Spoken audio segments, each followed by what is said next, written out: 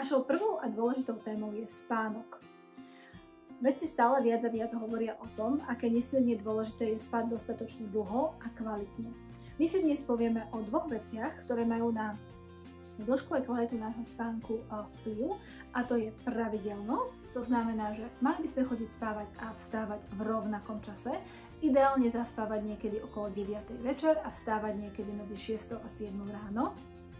A mali by sme mať zdravú spánkovú rutinu, to znamená, chodím zaspávať napríklad, keď už si umiem zuby a viem, že idem spať, nebudem používať žiadnu obrazovku. Už povedzme si budem čítať, niečo si vypočujem, možno ešte z rádia alebo nejaký podcast, alebo iba si otvorím okno a budem sa hlboka dýchať. Niečo, čo ma ukludní a dostane ma k tomu, že sa mi bude ľahšie zaspávať. Nemá preto zmysel nabudiť si mozog posledná chvíľa pred tým, ako idem spať. Druhá vec je ranné vstávanie. Tam je dôležité vymyslieť si rutinu, ktorá nás bude tešiť a kvôli ktorej sa nám bude chcieť vstať. Či už si dáme šálok dobrej kávy, alebo vezmeme sa na prechádzku, alebo si iba tak budeme niečo čítať. Každý z nás má niečo iné.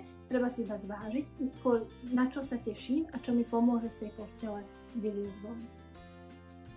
Spánok je pre pamäť nesmierne dôležitý. V spánku sa mozog rekonštruuje, upratuje svoje myšlienky, upratuje svoje spomienky, čistí a vďaka kvalitnému spánku sme schopní na druhý deň fungovať plnohodnotne.